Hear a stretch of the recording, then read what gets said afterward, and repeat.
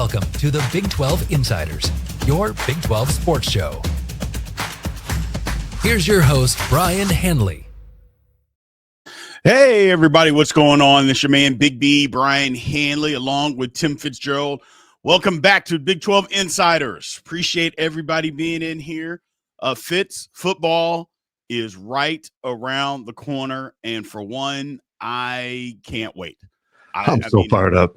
Yeah, it has been a crazy off season, a lot of stuff going on with the Big 12, but it is football time. It is football time, and I'm excited.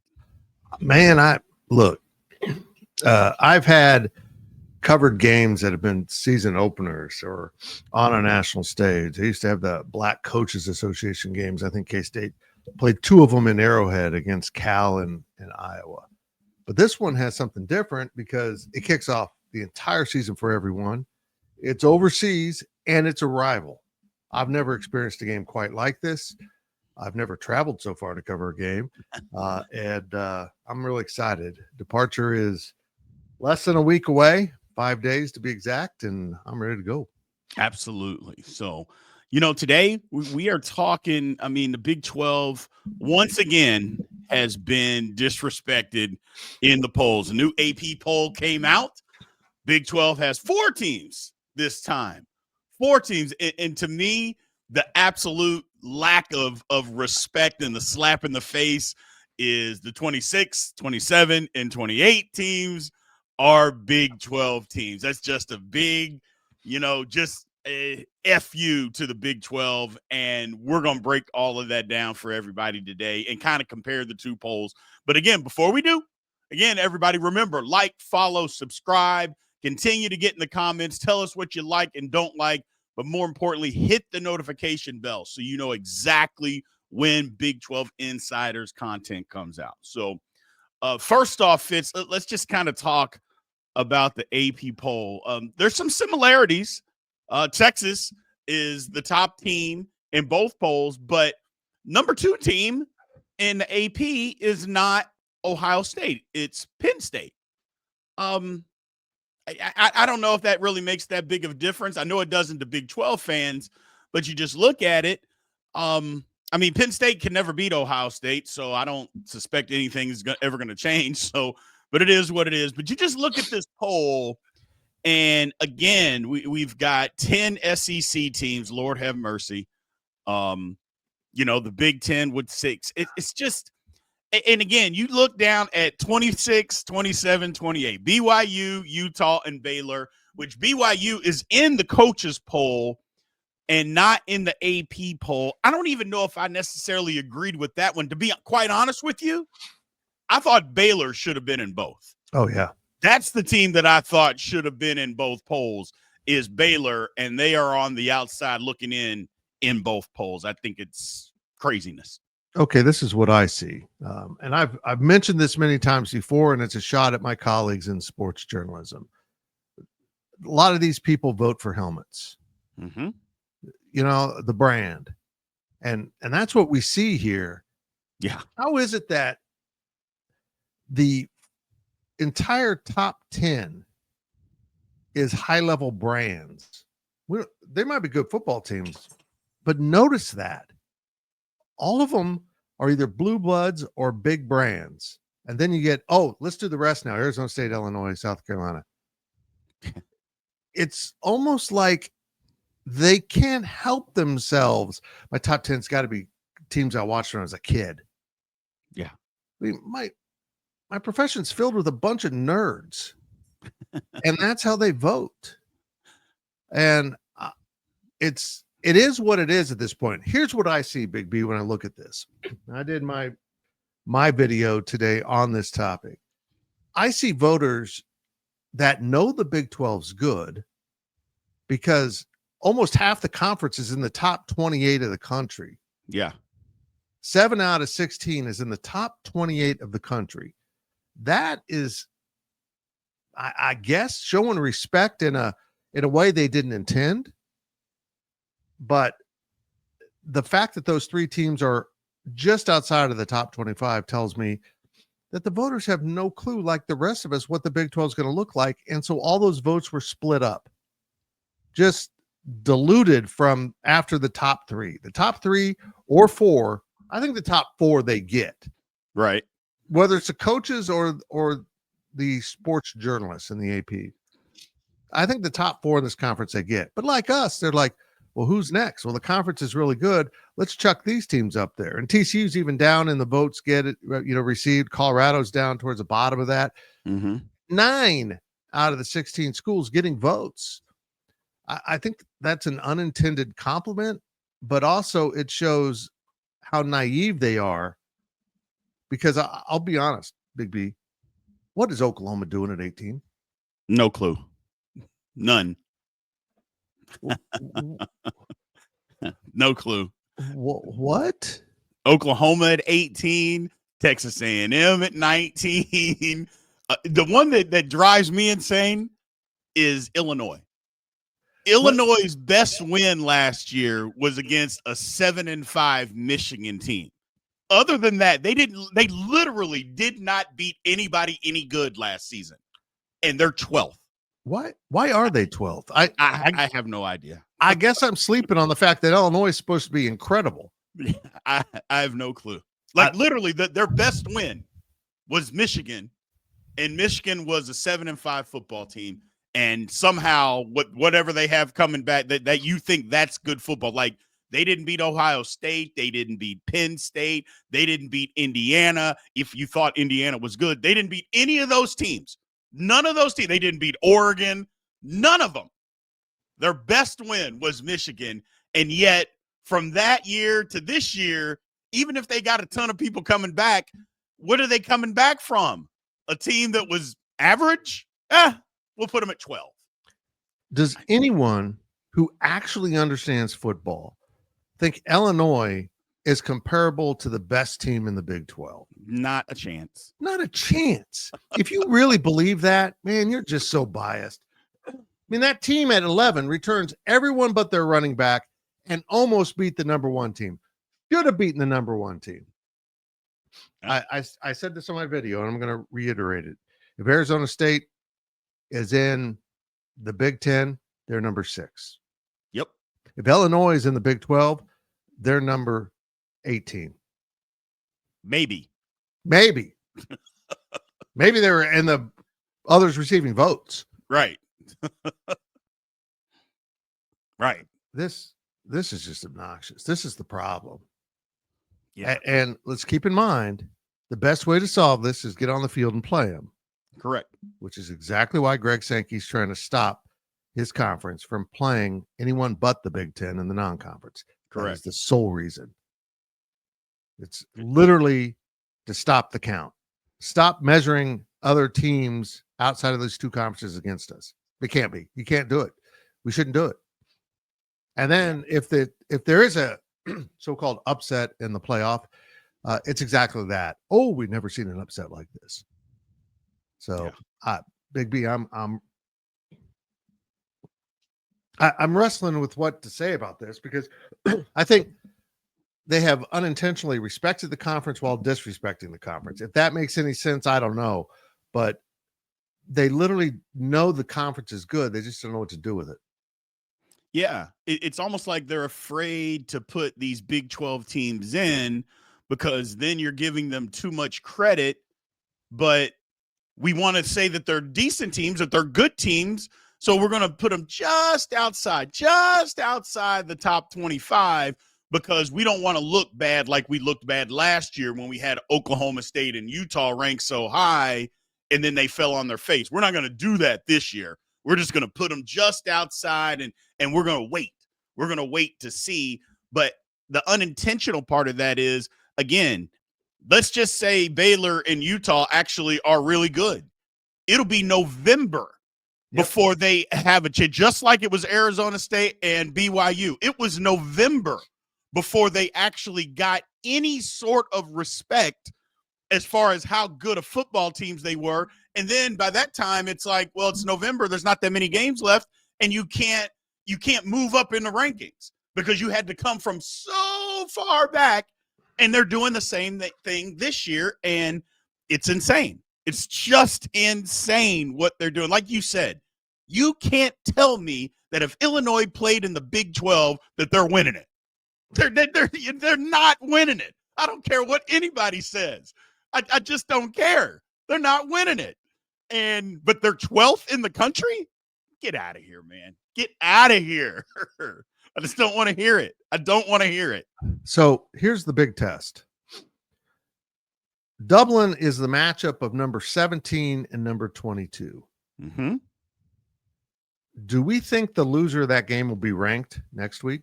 No or the chance. week after? No chance. Okay. What if A&M played Ole Miss and one of them lost in Dublin? Oh yeah, they lost to a really good team. Yep.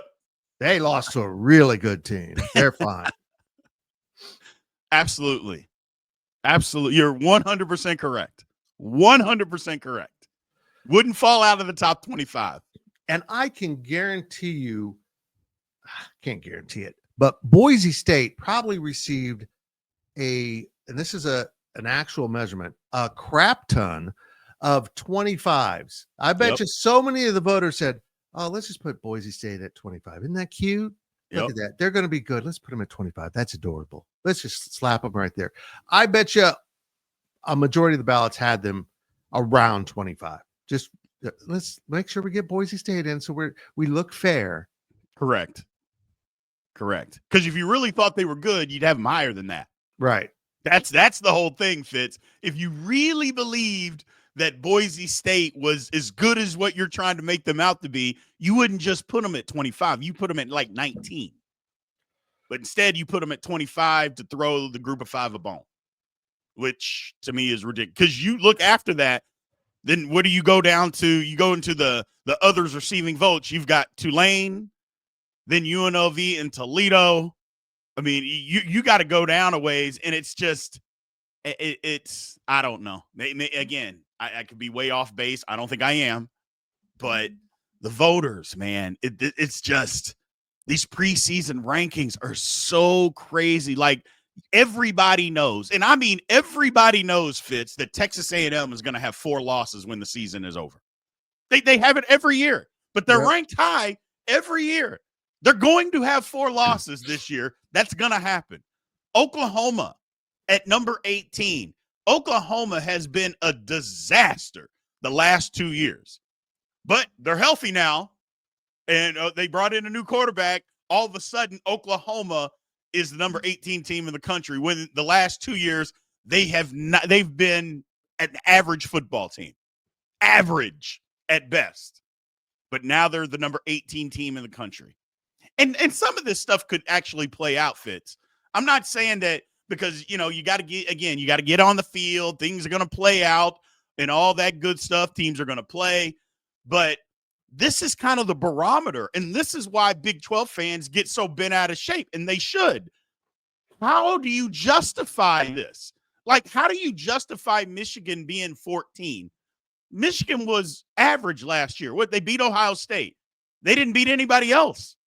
They were the number 14 team coming into the season, and they have a freshman quarterback who's never taken a snap in college football in his entire life.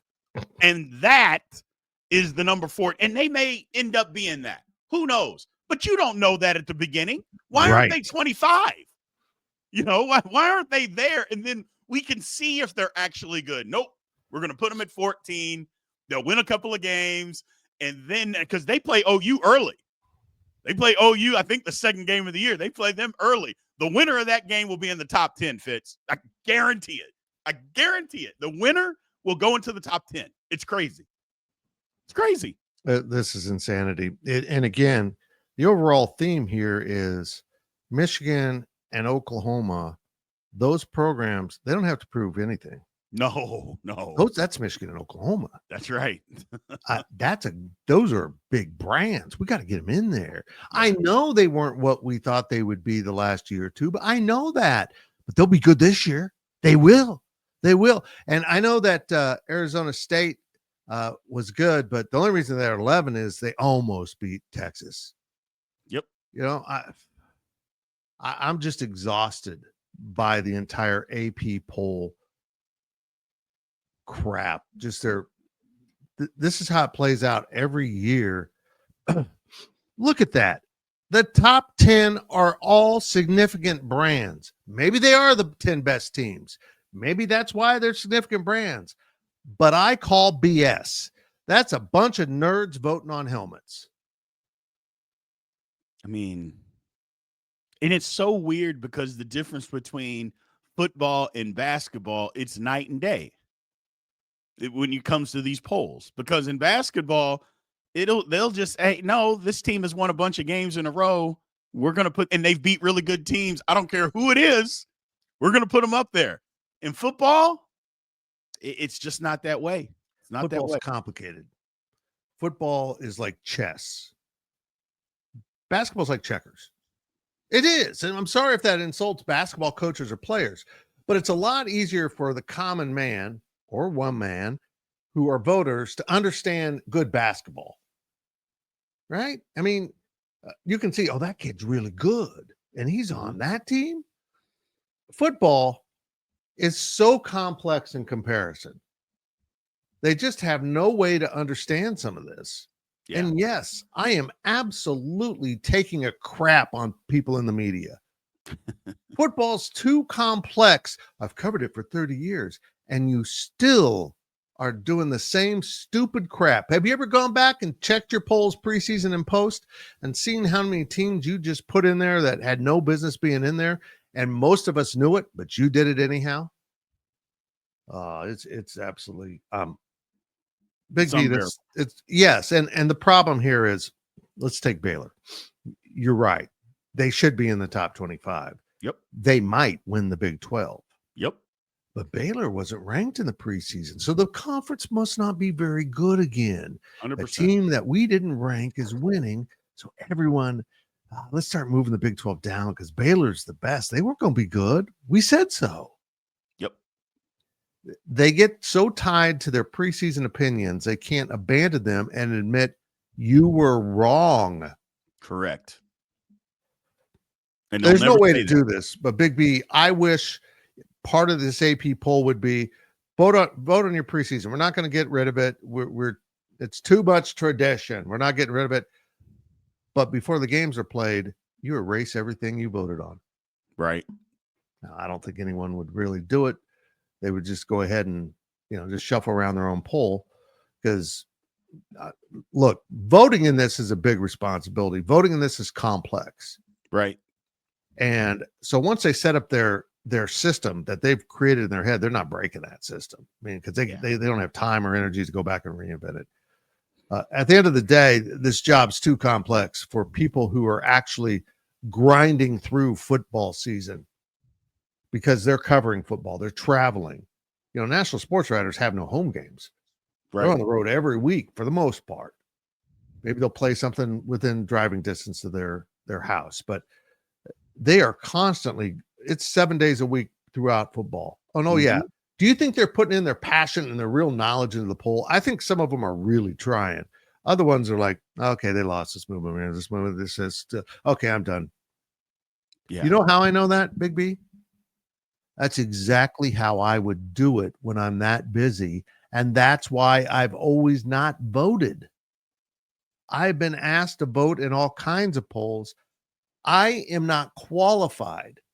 I cover one school. And I don't have the time to evaluate all schools. And even if you're a national writer that covers all schools, you don't have time to evaluate any ones but the ones that really pique your interest. Correct. The ones with the helmets you remember from when you were a kid. Yeah. That's the whole thing when it comes down to the Big 12 is not enough people are paying attention and not enough national media are going to make the time. No. The saving grace for Baylor is Baylor plays Auburn the first game of the year. They're going to beat Auburn, but Auburn's not very good, and that's what everybody's going to say. Well, you beat Auburn, but Auburn's not great. Okay. So then the next game, they play SMU. If they beat SMU on the road, I got to think they're going to get some credit at that point, Fitz, or will they flip it and say, well, SMU's not the same as last year. It was the first year in the ACC. The ACC wasn't very good, and they're not the same team as what they were. If they're not the same team as what they were, then why did you rank them, 16? Right. Why did you do that if they're not the same team? That's the hypocrisy that the pollsters don't have to answer to. Let me call my friends at BYU, see what winning at SMU does for you. Nothing. Not a damn thing. SMU is still better than you. Exactly. Doesn't matter. You guys played a game. Didn't matter. Look, that's the whole thing. That's the whole thing about this, is that the manipulation that goes on with all of this, it's just, and again, pollsters don't have to answer those questions, because if you say that SMU is not good, if Baylor beats them, then why did you rank them 16? Just tell me that, and I'll be fine if you can give me a legitimate answer. But they don't have to answer those questions. They'll just move SMU right on out, and Baylor, you're okay. We'll put you at 25 and make you earn your way up. Because I know that's what's going to happen. They're going to beat Auburn, but Auburn's not good, even though people in the SEC will tell you that Auburn's good. But when Baylor paced them, which they're going to do, it's Auburn, not very good. And then they're going to play SMU, which I think SMU is actually a good team. I do. Yeah. And if Baylor happens to beat them, the express train and the excuse train will start moving, and it just, the goalpost, they won't be able to move it. They'll move the goalpost out of the stadium.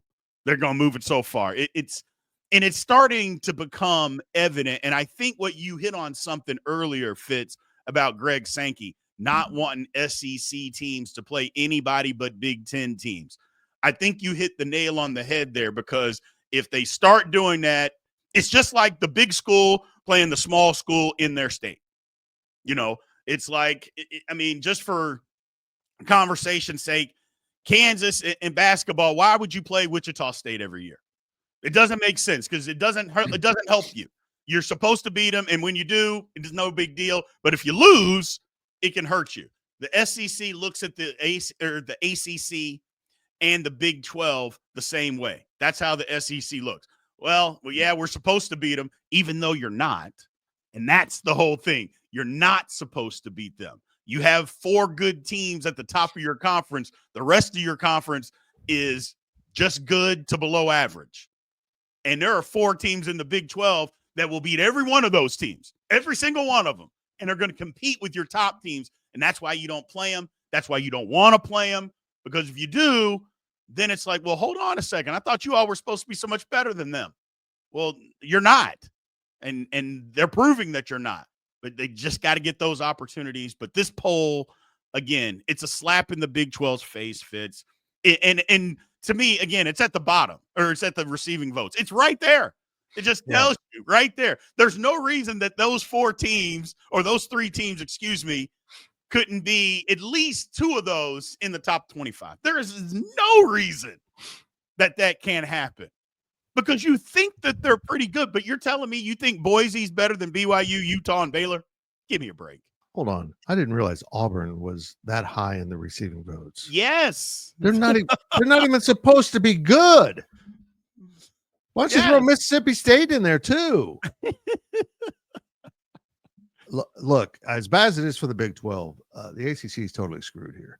Absolutely. I mean, as soon as Clemson loses a conference game, unless it's Miami or maybe SMU, it's a bad loss. Mm-hmm. And they will tumble. Yeah.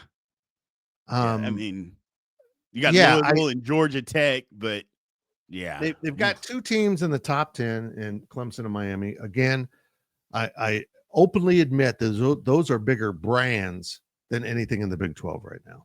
Correct. That's part why they're there. I think Clemson will be good. I don't have a problem with Clemson being up there. I think they deserve to be up there.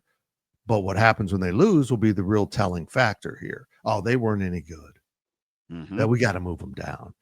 But the ACC, that's it. They've got those 3 schools, and then Louisville is behind 3 Big 12 teams, and Georgia Tech is a couple spots later. And then nothing. Florida State. Florida. And Duke. Yeah, we'll see. I don't know. I don't know what's going on here, but the ACC is in big trouble. If Clemson isn't dominant, if they're dominant, it's going to lift everyone up. Ooh, Miami played them within 2 touchdowns. SEC math says they won. So yeah, if Clemson's good, it's going to help the ACC. If they're not, if they and Miami have some issues, ACC is going to get destroyed in the poll. Yeah. Because losses are much worse in the Big 12 and ACC than they are in the Big 10 and SEC. That's how they do it. Yeah. Hey, are the bars open yet? Because I'm ready. This gets me fired up every year, but this is the purpose of the poll. Absolutely. It ain't really rank anyone. It serves 2 purposes. The sports journalists get to establish their thoughts before a game is ever played, and then they'll tie themselves to these thoughts way too long and not believe reality when they see it. And also, it's just to get us talking. But absolutely. In terms of actual meaningful substance here, it's crap. Nope. I totally agree. Oklahoma, if they turn out to be good with their schedule, they're top 10. Absolutely. Because their schedule is brutal. It's brutal. And so yeah, if they win 9 games, they deserve it. I'll give it to them. But I just saw that apparently Oklahoma had Hunter Decker's transfer to be quarterback because now their quarterback is caught up in a gambling thing. Whew. Tough. Again, as a total aside, if he gambled on college football, his career is over in my book. If he gambled on baseball or even the NFL, who gives a crap? Nobody should care. This is to protect athletes from fixing games. And I believe in that. We've seen it happen. It has happened.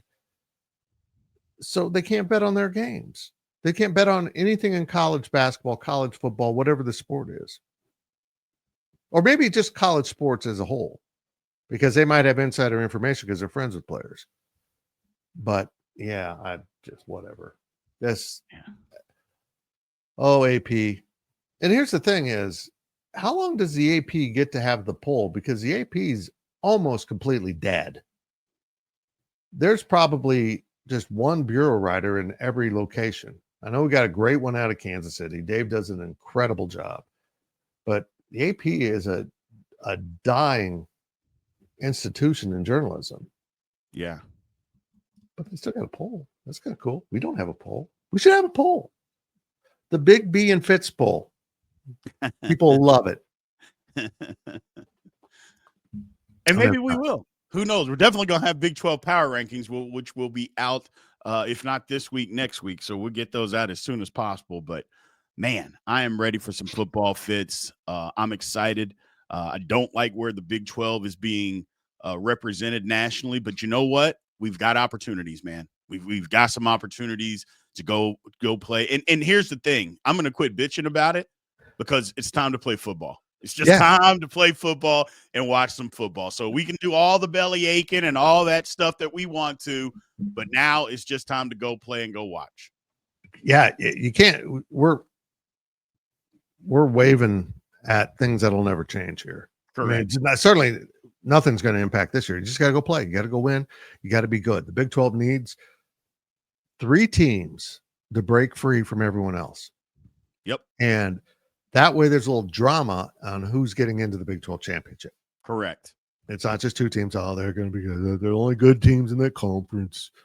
And they need to continue to, starting with August 23rd in Dublin, playing entertaining, really high competitive football. Because that's typically what it is when K-State and Ohio State tangle. They get after each other. Yes. It's Armageddon. So I don't know, Big B. I'm itching for football. This makes it even more. I want to see how good these teams are. But boy, some of these things you can't explain some of these.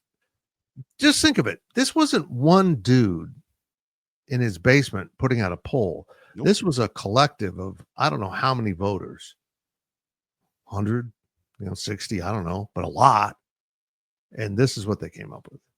This is their collective thought is what it is. Okay. Yeah. Hey, Big B, I'm just realizing something. When you are doing a show here we'll call it the States. Okay. And you text me at 11 a.m. Hey, I need a image for this. It'll be 5 p.m. in Dublin. Uh-oh. Mm-hmm. At 5 p.m. That's, You folks keep an eye on the channel for the next week. The photos could be fantastic because a very drunk man has done them. I love it. I love it, man. So, well, Fitz, thank you again for giving us your time today. I know you'll be back on several times throughout the season. And thank you, everybody, hanging with us through the summer. I know it's been tough, but football's right around the corner, and we will talk to you guys soon. Thank you for watching the Big 12 Insiders, your Big 12 sports show. This has been a Spirit Street production.